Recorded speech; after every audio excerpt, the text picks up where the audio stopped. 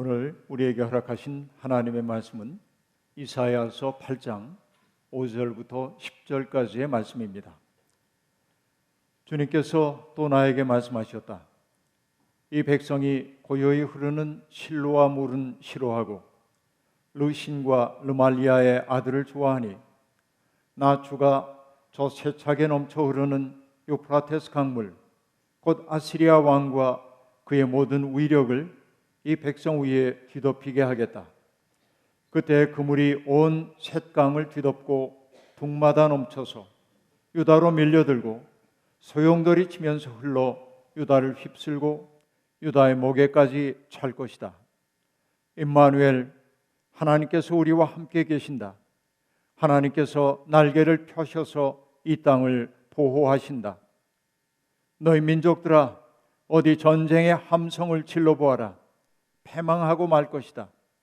먼 나라에서 온 민족들아, 귀를 기울여라. 싸울 준비를 하여라. 그러나 마침내 패망하고 말 것이다. 싸울 준비를 하여라. 그러나 마침내 패망하고 말 것이다. 전략을 세워라. 그러나 마침내 실패하고 말 것이다. 계획을 말해보아라. 마침내 이루지 못할 것이다. 하나님께서 우리와 함께 계시기 때문이다. 이는 하나님의 말씀입니다. 감사합니다.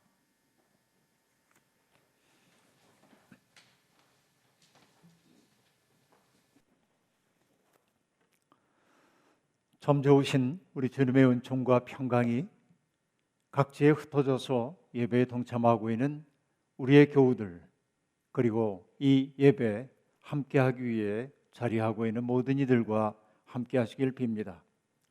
우리 모두에게 낯선 이런 상황이 조속히 종식되기를 바랄 뿐입니다. 그러나 아직은 조금 더 시간이 필요한 것으로 보입니다. 많은 사람들이 사회적 거리 두기를 실천하고 있습니다. 가까운 이들과 더불어 친밀한 교감을 나눌 수 없다는 사실이 이렇게 고통스러운 줄은 몰랐습니다. 고립감 때문에 괴롭다는 사람들도 많이 나타나고 있습니다. 그 때문인지 코로나 블루라고 하는 말도 신조어로 등장했습니다. 이것은 코로나19 사태 때문에 사람들이 느끼고 있는 우울증을 지칭하는 말입니다. 많은 사람들이 우울하다고 말합니다. 이런 때일수록 의도적으로라도 명랑한 기운을 유지하기 위해 노력해야만 합니다. 미국의 문명 비판가인 리 호이나키가 들려주었던 이야기가 떠오릅니다. 하나님께 목소리를 높여 찬양하려면 친밀한 이웃이 필요하다고 그는 말했습니다. 전적으로 공감합니다. 홀로의 찬양은 외롭기 때문에 그렇습니다.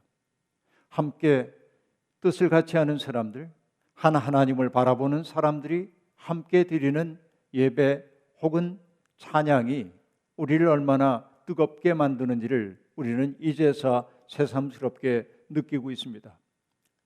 평생 교회 생활을 삶의 중심에 놓고 살고 계신 원로 장로님은 한 주일에 한 번, 두 번 제게 전화를 해서 우리 교우들에게 별일이 없는지 묻곤 하십니다. 말할 수 없이 쓸쓸한 그 음성을 들을 때마다 마음이 몹시 아프기도 하지만 짐짓 명랑함을 가장하여 장로님 염려하지 마세요. 아무도 별일이 없습니다. 라고 말하곤 합니다. 하지만 그 어조 속에 담겨있는 쓸쓸함은 가시지 않습니다. 마치 고향을 잃어버린 것처럼 그런 느낌으로 장로님은 계신 것 같았습니다. 그 때문에 더욱더 서로를 우리는 그리워합니다. 지금은 함께 만나지 못하지만 그럼에도 불구하고 우리는 분명 그리스도 안에서 한 가족이라는 사실을 지금처럼 깊이 절감하는 때는 없는 것 같습니다. 신앙 공동체 안에 있을 때 비로소 우리는 우리가 고립을 극복할 수 있는 능력을 얻게 되고요. 또 슬프고 우울한 기분을 이겨낼 수 있는 능력을 얻게 되는 것 같습니다. 며칠 전 교우 한 분이 제게 동영상을 보내주면서 꼭 들어보라고 이야기를 했습니다. 동영상을 틀고 보니까 각 나라에 살고 있는 여러 뮤지션들이 불렀던 한 곡을 편집해가지고 올려놓은 노래였습니다. 그 노래의 제목은 Stand By Me라고 하는 노래였습니다. 내 곁에 있어 달라고 하는 노래입니다. 그 가사가 변형된 것인지는 모르겠지만 가사의 내용이 가슴 뭉클하게 다가왔습니다. 땅거미가 내려 대지가 어둠에 잠기고 오직 달빛만 보이는 어둠일지라도 나는 두렵지 않아 그대가 내 곁에 있어 준다면, 오 내 사랑 내 곁에 있어 주오. 당신이 누구이든 당신의 삶이 어느 지점을 지나고 있든지 곁을 지켜줄 누군가를 필요로 할 거예요. 당신이 얼마나 많은 재산을 가지고 있든지 혹은 수많은 친구를 가졌다 해도 곁을 지켜줄 누군가를 필요할 거예요. 그대여 부디 함께 있어 주오. 어떤 경우에도 곁을 지켜주는 한 사람이 있다면 우리는 두려움 없이 인생을 살아갈 수 있습니다. 제가 종종 인용하곤 하는 고정희 시인의 시 상한 영혼을 위하여라는 시를 여러분 기억하십니까? 시인은 우리가 살고 있는 이 세상이 고통과 서름의 땅이라는 사실을 인식하고 있습니다. 그래서 눈물과 비탄을 금할 길이 없다는 사실을 그는 쓸쓸하게 인정합니다. 그럼에도 불구하고 시인은 그 비탄의 늪 속에 빠져 허우적거리지 않습니다. 눈을 희망을 향하여 들어 올리고 있습니다. 그 희망의 근거는 무엇일까요? 이 세상 어디에서나 개울은 흐르고 이 세상 어디에서나 등불을 켜는 사람이 있다는 사실이 희망의 근원입니다. 그 때문에 고정희의 시는 이런 말로 마무리되고 있습니다. 캄캄한 밤이라도 하늘 아래선 마주 잡을 손 하나 오고 있거니 라고 말입니다. 여러분 잊지 마십시오. 지금 인터넷을 통해 예배 드리는 우리들이 바로 서로를 향해 내미는 마주 잡을 손이라는 사실을 말입니다. 이것이 우리의 삶을 든든하게 만들어줍니다. 동행이 있으니까 말입니다. 하지만 우리에게는 또 다른 동행이 있습니다. 영원히 우리를 버리지 않는 동행, 우리는 그분을 임마누엘이라 말합니다. 오늘 우리가 읽었던 이사야서 본문은 바로 임마누엘이 어떤 분인지를 일깨워주고 있습니다. 본문의 배경은 남왕국 유다의 아하스 임금 시대를 배경으로 하고 있습니다. 시리아 남쪽에서 조금씩 세력을 키워오던 아시리아가 충분히 자기들의 능력이 된다고 생각할 때 도처에서 침략 전쟁을 벌이면서 제국주의의 야욕을 품고 있었습니다.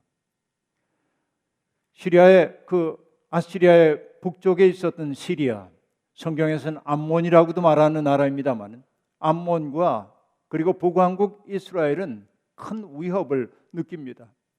그래서 시리아와 이스라엘이 동맹을 맺어 아시리아에게 저항하기로 했습니다.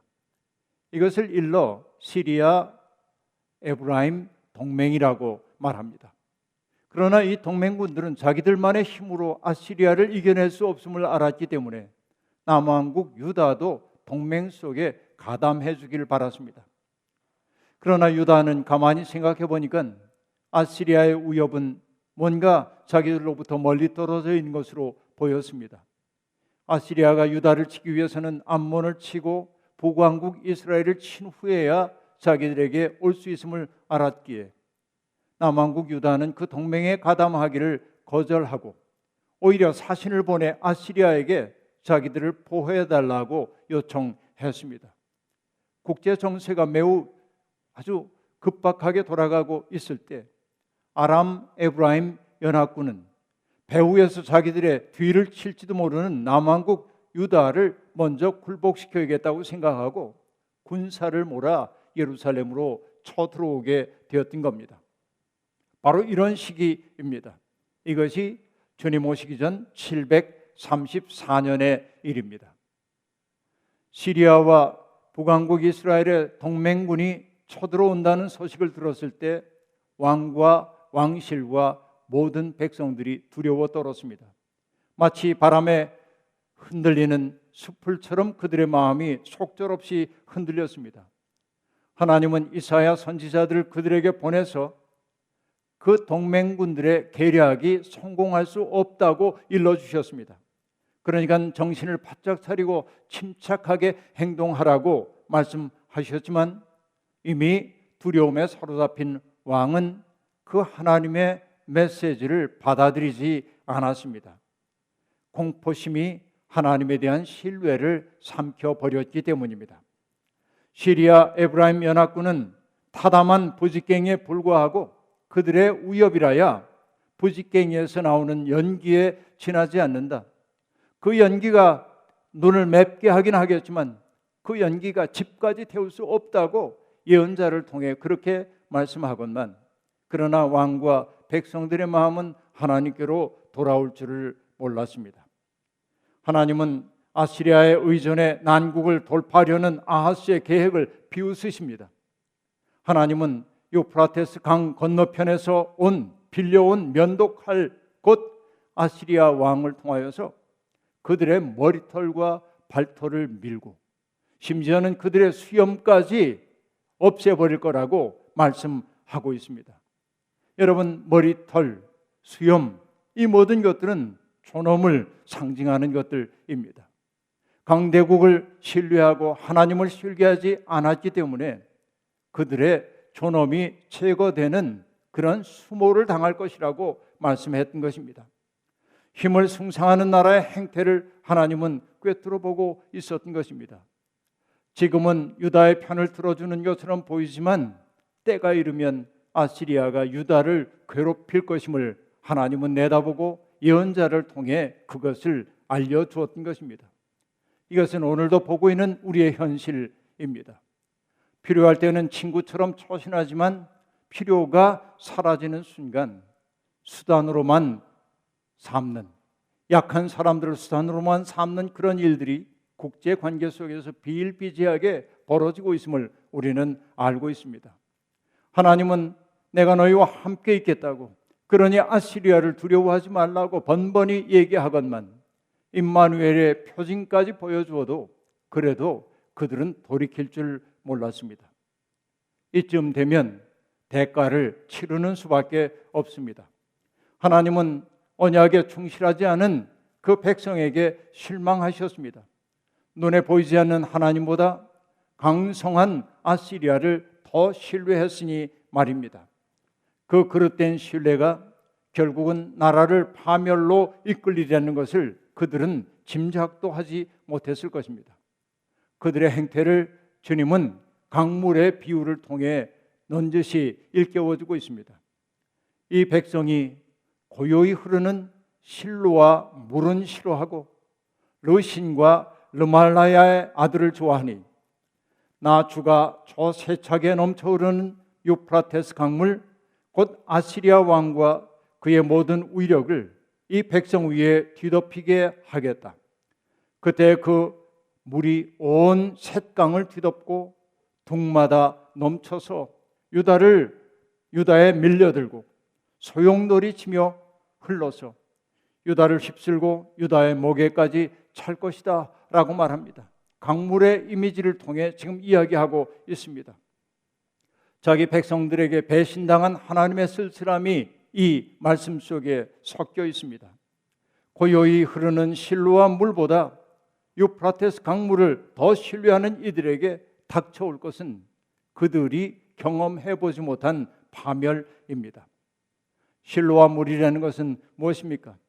기드론 골짜기 비탈에 있었던 기혼샘에서 발원해서 남쪽으로 흐르는 수로를 가리키는 말입니다. 그 물은 수량이 많지 않기 때문에 거세게 흘러가지 않았습니다. 조용하게 흘러갔습니다. 그래서 임금의 동산에 물을 공급하는 역할을 했습니다. 바로 그것이 실로와 물입니다. 하나님의 은혜는 때때로 그 실로와 물처럼 고요하여 잘 눈에 띄지 않는 경우가 많이 있습니다. 그런데 여러분, 그 고요히 흐르는 실로와 물과 대비되는 것은 무엇입니까? 유프라테스의 강물입니다. 학자들은 메소포타미아 문명이 세계 최초의 문명이라고 말하고 있습니다. 메소포타미아란 고대 그리스어로 두 강 사이의 땅이라는 뜻입니다. 터키의 아나톨리아 고원지대에서 발원한 물이 서쪽으로 굽이쳐 흐르는 것이 유프라테스 강이고 동쪽으로 흐르는 것이 티그리스 강입니다. 큰 하천이라는 뜻의 유프라테스 강은 무려 2,735km를 흐릅니다. 그리고 급류라는 뜻의 티그리스 강은 1,931km를 흐릅니다. 그래서 두 강은 평평한 지대를 지내다가 마침내 페르시아만에 이르는 강입니다. 유프라테스 강은 자연 채방이 비교적 낮고 홍수가 적었기 때문에 문명이 발달하는 데 도움이 되었고 또 각 지역의 산물들을 교역하는 데 아주 중요한 역할을 감당했습니다. 티그리스 강 역시 그들에게는 문명의 첫 줄이라고 말할 수 있겠습니다. 이 거대한 두 강을 본 사람들은 요단강이나 실로아의 수로가 초라하다고 느꼈을 것입니다. 마찬가지입니다. 메소포타미아 문명의 화려함을 보았던 사람들은 팔레스타인 땅 변방에 살고 있는 자기들의 문화가 초라하다고 느꼈을 것이 분명합니다. 사람들에게는 알게 모르게 규모에 대한 선망이 있습니다. 크기에 압도되어 자기를 과소평가하는 것, 이것이 변방의식에 사로잡힌 사람들의 슬픔입니다. 그러나 여러분, 정말 중요한 것은 크기가 아닙니다. 일찍이 무의당 장일순 선생님이 하신 말씀이 있습니다. 요단강은 큰 강이 아닙니다. 폭이 그렇게 넓지 않은 강입니다. 아마존강이나 혹은 나일강이나 한강에 견주자면 형편없이 작은 강처럼 보입니다. 그러나 무의당 선생은 말합니다. 그곳에서 세례자 요한의 정신이 탄생했고 예수 그리스도의 정신이 탄생했기에 요단강은 세상의 어떤 강보다 크다고 말했습니다. 이것이 중요합니다. 크기가 중요한 것이 아니고 정말 중요한 것은 그 속에 담겨있는 정신입니다. 수량이 얼마나 많은가가 중요하지 않습니다. 그 물이 얼마나 깨끗한가가 문제입니다. 중요한 것은 크게 되는 것 아니고 오염되지 않는 데 있습니다. 맑아지는 것입니다. 신앙생활이란 커지는 방법을 익히는 것 아니라 맑아짐을 익히는 것이 바로 신앙생활의 과정이라고 말할 수 있겠습니다. 아하스 왕과 유다 왕실은 그 하나님과 맺은 언약을 저버리고 그 길을 숭상했기에 유프라테스 강으로 상징되는 큰 힘에 의지하려 했습니다. 그 결과는 무엇입니까? 범람한 그 물이 아람과 북왕국 이스라엘을 넘어 유다의 목에까지 차게 될 것이라고 오늘 본문은 이야기하고 있습니다. 홍수가 나서 범람하는 물을 여러분 보신 적이 있으신지요?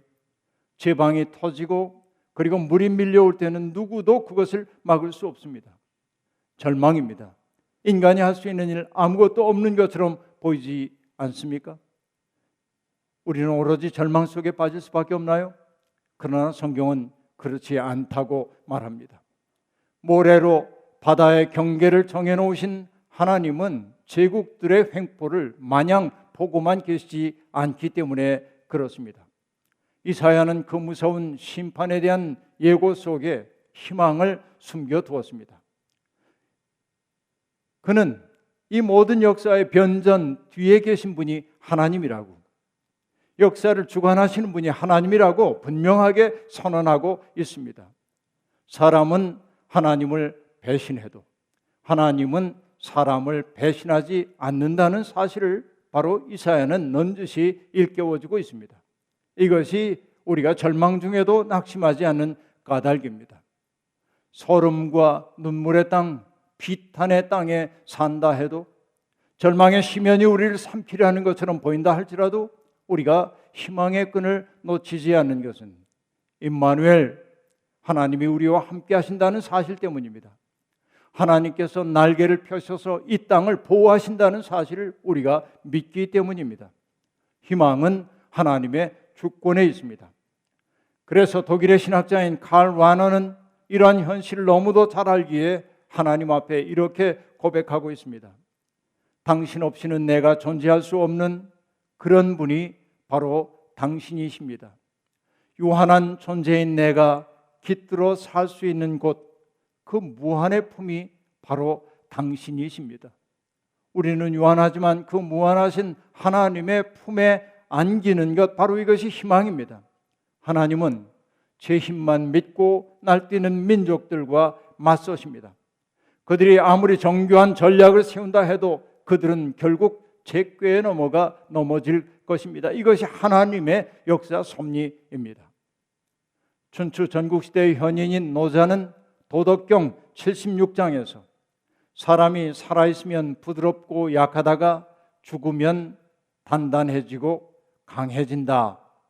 초목은 살아있으면 부드럽고 연하다가 죽으면 바짝 말라 단단해진다고 말하면서 이렇게 말하고 있습니다. 단단하고 강한 것은 죽음의 물이요, 부드럽고 약한 것은 삶의 물이다 라고 말합니다. 고요하게 흐르는 실로아의 수로와 거세게 흐르는 요프라테스의 큰 물 이야기도 노자가 들려주는 것과 동일한 이야기를 해주고 있습니다. 강해지면, 커지면 망할 수밖에 없습니다. 굳어지면 꺾일 수밖에 없습니다. 지나치게 커지면 자체의 모순 속에서 무너집니다. 사상도 그렇고 종교도 그러합니다. 딱딱하게 굳어질 때 종교는 망합니다. 우리는 이것을 보고 있습니다. 틈없이 체제를 갖춘 것들이 질서정연해 보이는지 몰라도 그것들이 죽음을 잉태하고 있다는 사실을 우리는 지금 이단 종파들을 통해 보고 있습니다. 이번 코로나19 사태를 겪으면서 우리의 삶이 얼마나 허약한 토대 위에 세워졌는지를 절감했습니다. 가장 작은 것들이 우리의 삶을 뒤흔들자 세계가 멈춰 선 것처럼 보입니다. 이 일순정지는 우리에게 그동안 살아왔던 우리의 삶을 돌아볼 것을 요구하고 있습니다. 우리가 너무 오만하게 살지는 않았는지, 우리가 너무 방만하게 살지는 않았는지, 제 욕심을 추구하느라고 사회적 약자들에게 너무 무정하게 굴지는 않았는지, 크기와 속도를 추구하느라 인간다운 것을 잃어버린 것은 아닌지 자꾸만 반성할 것을 요구하고 있습니다.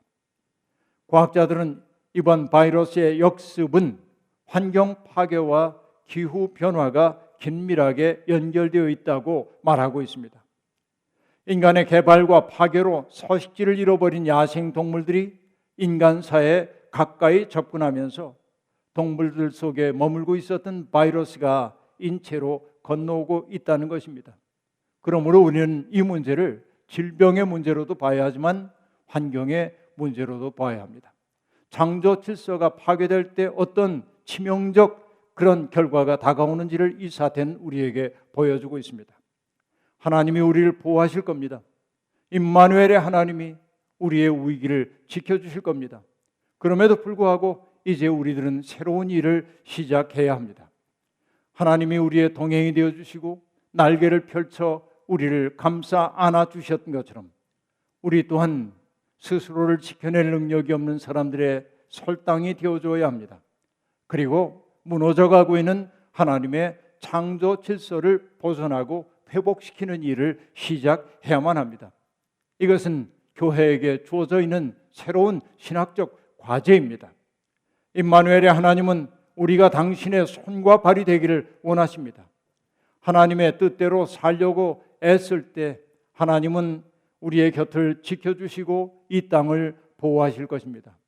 사랑하는 교회 여러분, 여러분이 서 있는 삶의 자리가 어디이든지 제 아무리 비탄과 서름의 땅에 머물러 있다 해도 날개를 펴 우리를 안아주시는 주님의 그 품 안에서 안식을 누리고 그리고 안심하고 사십시오.